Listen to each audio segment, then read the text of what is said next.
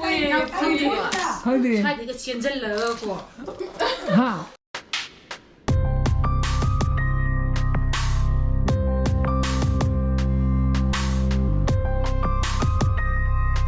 sibu ngasi sagraba jaro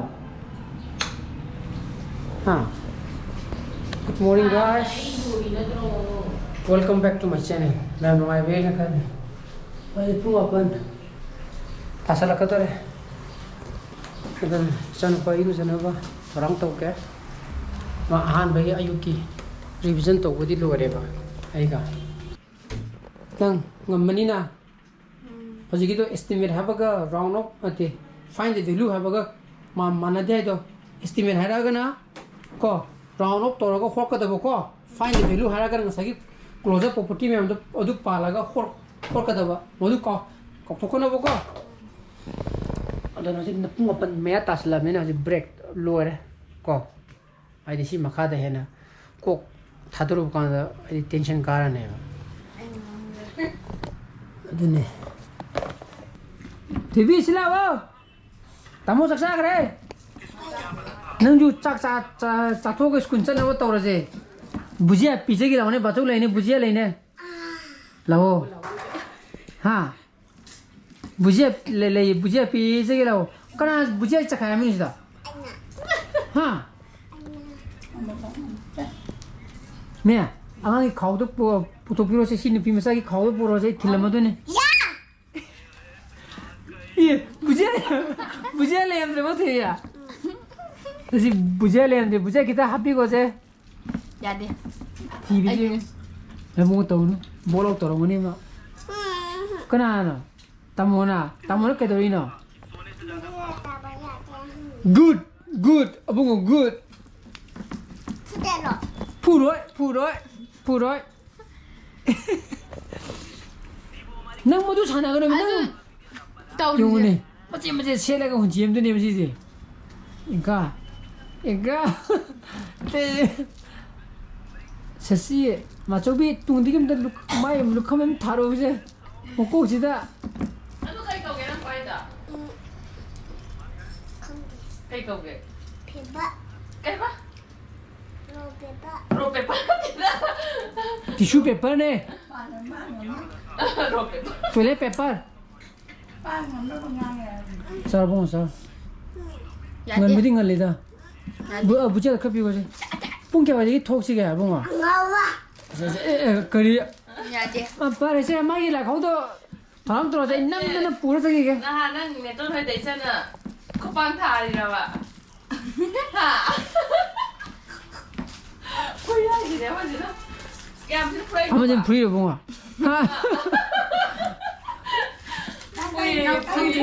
하이드리 사이드가 젠젤러고 하 이런 거 하루 보세요. 이게 또 섞여나 또 시지나 하지만 내돈 파이다 그냥 안 오빠에게 하루 간데 야 대라 이저 아는 꼴뱅이 받다 푸이 마마에 다 cây đầu đấy nó vậy gì phải không thế mà ai nói bây giờ là học tôi đây là cái gì đấy thà tôi vậy ya rồi ai phụ thì phụ gì đấy đang lao vậy má nó free ra bao đó cái free nó vậy mày đấy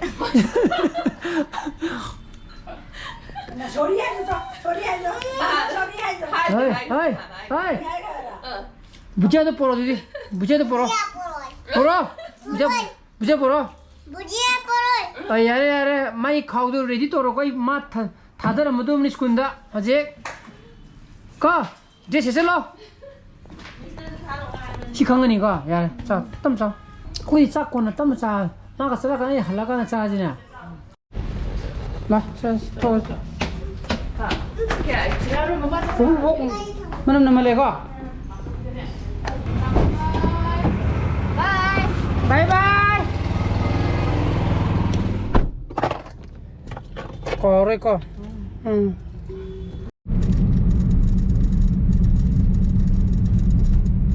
Yusung mi chilam gani na chilam ge han ni 10:45 tare mo gina class 6 ki ya babsina 6 to 9 na 11:30 digi to ba ado masa gi duna on ni pa ma khai de hora tara ma khai de loe ba ko ado tara ma khai gi chuti thana pa gi parent me ama lo la pa gi ꯂꯥꯛꯄꯗꯨꯒ ꯑꯗꯒꯤ ꯑꯩꯈꯣꯏ ꯑꯃꯨꯛ 11:30ꯒꯤ ꯑꯉꯥꯡ ꯊꯤꯟꯅꯔꯛꯄꯒꯤ ꯒꯥꯔꯤ ꯃꯌꯥꯝꯗꯨꯒ ꯐꯪꯖꯟꯅꯕ ꯍꯥꯏꯇꯥꯔꯦ ꯑꯗꯨꯅꯅꯦ ꯒꯥꯔꯤ ꯆꯤꯜꯂꯦꯅ ꯍꯥꯏꯔꯤꯁꯦ ꯃꯣꯏꯒꯤ ꯍꯧꯖꯤꯛꯀꯤ ꯁ꯭ꯀꯨꯜ ꯊꯥꯗꯐꯝꯗ ꯃꯣꯏ ꯐꯖꯅ ꯇꯧꯊꯣꯛꯑꯝꯃꯣ ꯀꯩꯝ ꯄꯥꯈꯠꯇꯕꯤꯗꯀꯣ ꯆꯦꯁ ꯅꯪ ꯑꯈꯪꯕꯗꯣ ꯌꯥꯝ ꯏꯪꯅ ꯀꯣꯏꯁꯟꯗꯣ ꯄꯥꯒꯗꯕꯀꯣ ꯑꯁ ꯁꯤꯗꯤ ꯉꯔꯥꯡ ꯇꯥꯈꯤꯕ ꯀꯣꯏꯁꯟꯗꯨꯅꯤ ꯍꯥꯏꯔꯒ ꯄꯨꯂꯞ ꯄꯥꯗꯕꯤꯗ ꯇꯛ ꯂꯥꯎꯅ ꯍꯣꯠꯄꯤ ꯇꯧꯒꯅꯣꯕꯀꯣ ꯄꯨꯂꯞ ꯐꯥꯅ ꯄꯥꯊꯣꯛꯀꯗꯕ ꯀꯣꯏꯁꯟꯗꯣ ꯂꯣꯏꯕ ꯉꯁꯤꯗꯤ ꯌꯥꯝ ꯊꯤ ꯀꯣꯝ ꯂꯩꯔꯝꯃꯦꯍꯦ ꯍꯥ ꯅꯍꯥꯟꯗꯤ ꯊꯤꯟꯕꯗ ꯌꯥꯝ ꯀꯟꯅ ꯆꯤꯜꯂꯤ ꯍꯥꯏꯗꯅ ꯍꯣꯏ ꯅꯣꯡ ꯆꯨꯕꯒꯤꯁꯨ ꯑꯣꯏꯔꯝꯕ ꯌꯥꯏꯌꯦ ꯑꯗꯨꯕꯨ ꯉꯁꯤꯗꯤ ꯌꯥꯝꯅ ꯀꯣꯝ ꯂꯩꯔꯝꯃꯦ ꯕꯕꯥ ꯊꯤꯟꯖꯟꯈꯣ ꯍꯥꯏꯕ꯭ꯔꯣ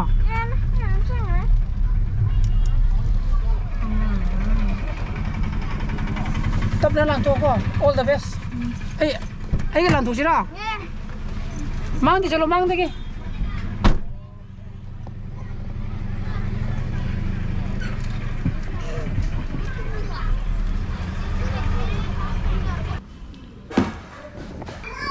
ꯌꯨꯝꯗ ꯌꯧꯔꯛꯑꯦ ꯑꯁ ꯍꯣꯔꯦꯟ ꯉꯥꯏꯍꯥꯛ ꯂꯩ ꯄꯨꯡ 1:30ꯃꯨꯛ ꯇꯥꯔꯗꯤ ꯑꯃꯨꯛ ꯂꯧ ꯆꯠ ꯌꯥꯔꯛꯑꯅꯤ ꯑꯗꯨꯅ ꯏꯗꯤꯇꯤꯡ ꯑꯝꯇ ꯂꯣꯏꯁꯟꯈꯤꯒꯦ ꯅꯨꯡꯗꯥꯡꯗ ꯇꯧꯔꯝꯕꯁꯤꯅꯗꯤ ꯌꯥꯝꯅꯗꯤ ꯀꯣꯝꯕꯀꯣ ꯅꯨꯡꯗꯥꯡ ꯊꯦꯡꯅ ꯇꯧꯔꯝꯃꯒ ꯑꯗꯨꯝ ꯑꯞꯂꯣꯗ ꯇꯧꯈꯠꯇ꯭ꯔꯁꯨꯕꯀꯣ ꯑꯗꯨꯒ ꯁꯨꯃꯥꯏꯅ ꯍꯦꯛ ꯅꯨꯡꯗꯥꯡ ꯑꯊꯦꯡꯕꯗ ꯇꯧꯍꯧꯗꯕꯤꯗ ꯇꯧꯔꯒꯗꯤ ꯑꯃꯨꯛ ꯊꯕꯛ ꯑꯃꯃꯨꯛ ꯑꯣꯏꯕꯒꯤ ꯇꯥꯏꯞꯇ ꯇꯧꯕ ꯍꯥꯏꯇꯥꯔꯦ ꯃꯗꯨꯒꯤꯗꯃꯛꯇ ꯑꯗꯨꯝ ꯐꯝꯊꯔꯒ ꯂꯩꯇꯦ ꯑꯗꯨꯒ ꯏꯐ ꯀꯥꯎꯊꯣꯛꯑꯒꯅ ꯑꯗꯨꯝ ꯂꯥꯁ ꯑꯋꯥꯔ ꯑꯗꯨꯝ ꯇꯧꯕꯒ ꯑꯗꯨꯝ ꯌꯥꯎꯋꯦ ꯀꯔꯤꯅꯣ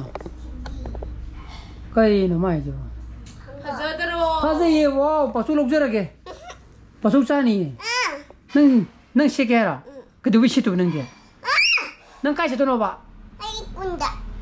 ꯀꯅꯥꯅ ꯊꯤꯟꯗꯨꯕ ꯑꯩꯈꯣꯏ ꯃꯊꯟꯗ ꯆꯤꯟ ꯊꯤꯔꯛꯀꯅꯨꯗ ꯁꯦ ꯄꯥꯆꯧ ꯁꯤꯜꯂꯨꯔꯣ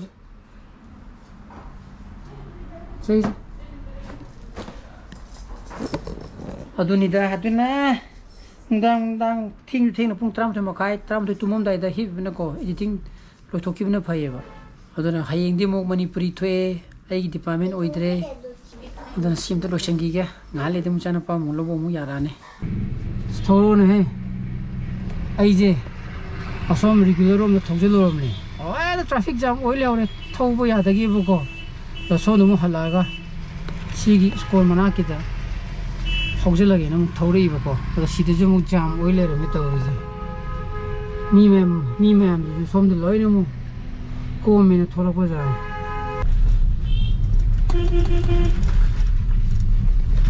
ꯑꯩꯗꯤ ꯉꯁꯥꯏ ꯚꯤꯗꯤꯑꯣ ꯏꯗꯤꯇꯤꯡ ꯇꯧꯕꯗ ꯅꯤꯡꯁꯤꯡꯉꯛꯑꯕ ꯏꯆꯥꯅꯨꯄꯥꯒꯤ ꯄꯥꯁꯄꯣꯔꯠ ꯄꯤꯕꯒꯤꯗꯣ ꯃꯣꯏ ꯀꯦꯂꯦꯟꯗꯔꯗꯗꯤ ꯍꯥꯞꯈꯤꯕꯅꯦꯕ ꯍꯥꯏꯕꯨꯗꯤ ꯍꯥꯏꯈꯤꯕꯅꯦ ꯑꯗꯣ ꯍꯥꯏꯈꯤꯕ ꯍꯥꯏꯁꯦ ꯂꯥꯁ ꯑꯋꯥꯔ ꯒꯦꯠ ꯆꯪꯉꯝꯗꯥꯏꯗꯒꯤ ꯁ꯭ꯀꯨꯜ ꯊꯣꯛꯑꯝꯗꯥꯏꯗ ꯍꯥꯏꯈꯤꯗ꯭ꯔꯦꯕꯀꯣ ꯑꯩꯅ ꯑꯃꯨꯛ ꯀꯥꯎꯊꯣꯛꯑꯝꯗꯅꯕꯀꯣ ꯃꯥꯁꯨ ꯑꯪꯀ ꯊꯣꯛꯄꯒꯤ ꯃꯗꯨꯒꯤ ꯇꯦꯟꯁꯟꯗ ꯀꯥꯎꯊꯣꯛꯑꯝꯗꯅ ꯑꯩꯁꯦ ꯈꯜꯂꯤꯅꯦ ꯍꯣꯔꯦꯟ ꯊꯣꯛꯂꯛꯑꯒ ꯍꯪꯉꯀꯥꯟꯗ ꯈꯪꯒꯅꯤ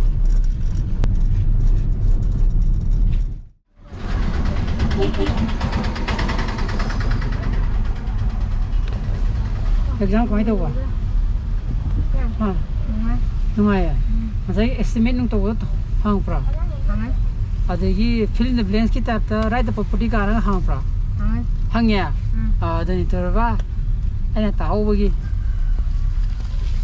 ꯅꯠꯇꯦ ꯅꯪꯅ ꯅꯨꯡꯉꯥꯏꯅ ꯇꯧꯖꯔꯝꯕ꯭ꯔꯕ ꯑꯗꯨꯝ ꯅꯨꯡꯉꯥꯏ ꯐꯔꯦ ꯄ꯭ꯔꯣꯕ꯭ꯂꯦꯝ ꯁꯣꯜꯚꯇꯨꯗꯤ ꯅꯪꯅ ꯑꯩꯈꯣꯏꯅ ꯇꯧꯈꯤꯕꯗꯣ ꯍꯪꯉꯛꯄ꯭ꯔꯣ ꯍꯥꯏꯗꯤ ꯄ꯭ꯔꯣꯕ꯭ꯂꯦꯝ ꯁꯣꯜꯚꯤꯡ ꯀꯣꯏꯁꯟꯗ ꯍꯥꯏꯗꯤ ꯇꯤꯀꯦꯠ ꯑꯗꯨ ꯇꯧꯔꯦ ꯑꯅꯤꯇꯪ ꯍꯪꯉꯨ ꯑꯅꯤꯗ ꯑꯣꯀꯦ ꯐꯔꯦ ꯍꯧꯖꯤꯛ ꯃꯃꯥꯅ ꯕ꯭ꯔꯦꯗ ꯇꯧꯍꯧꯔꯤꯗꯣ ꯃꯗꯨ ꯄꯤꯖꯔꯒ ꯃꯅꯤꯄꯨꯔꯤ ꯍꯧꯔꯅꯤ ꯍꯥꯏꯕꯅꯤꯀꯣ ꯑꯩꯅ ꯍꯥꯏꯕꯗꯣ you are going to fry a life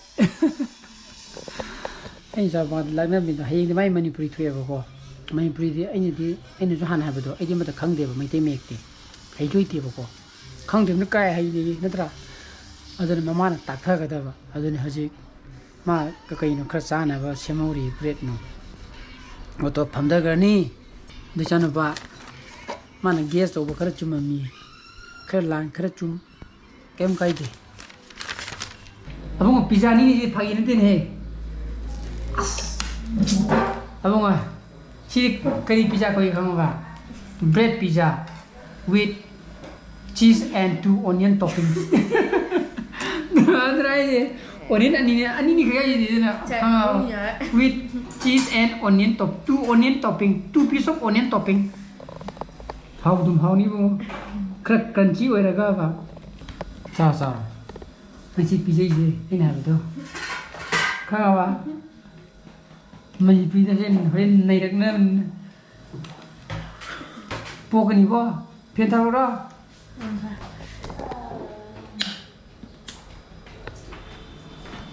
How ba? Cheese mà khá là rất cảm ơn cái này. Cảm ơn ra. How ba? Is it good? Is it tasty? Yes or no? Haru ne? Yes or no? Kata haru ne? Hai tu kan ni? Ada mau. Sa khang cái này ra. Có ship card đâu vậy sao rồi? Card. Go thấy chưa? Đâu nó học cái này. Cần chưa? Ôi homemade pizza like pizza.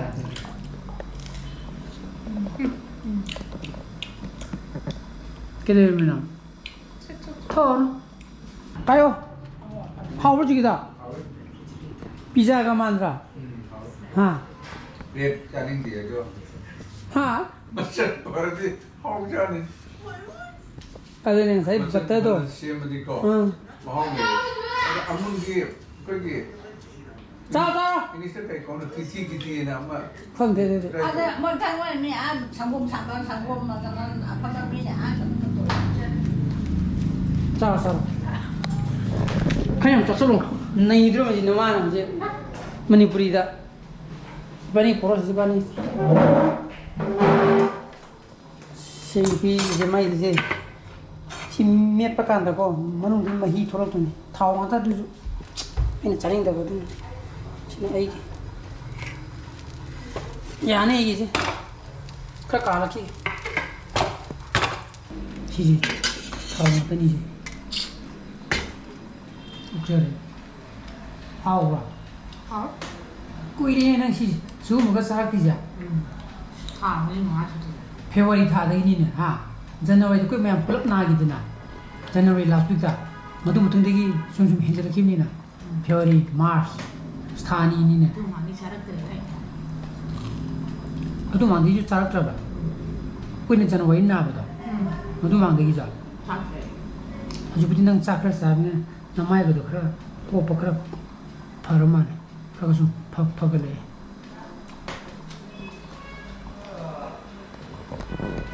Ada nak Chaaba lor eh, Chaaba lor mungkin dah ada ID free lor eh, masih gini, hayang tu free ini. Hayang muncak dah muncak ni, jangan pada Manipuri padu kita huri boko, masa break kerja Chaaba tu, mabuk thandi ye, ada nak cau nubi, nak cau muglai lor eh. Mau punglo charge lah. Sini cari terus ya. Kau hulu tu na, dia tu hulu tu na. Lah. Abang ngolok, kisah kau boleh? Mau cuba macam ni teko, tiga. Lah, charge lah. Sejala. Kau jangan dulu tahan apa?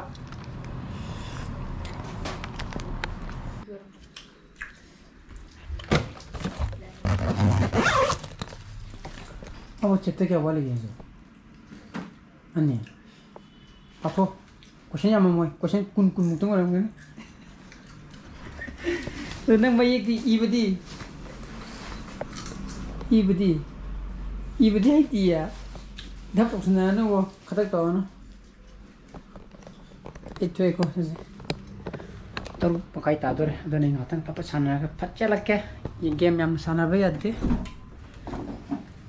Kau nak sakatera, dah ni. Mesti ingli tahu bi, sangje. Sana ke? Ayah? Sida. Sang ni ya. How orang sida? Ha? Hai tahu kerana buat pun, keng lau. Kayaknya thong ni, yen thong amu, ini game thong ini. Kau nak sana salary. Ada ni set lagi kya? Kau lekai dan ni nak kong tak ko. Kau ini apa sanda wei je? Ayuh susah tre. Ayuh kedi channel call wei jalan. Ada.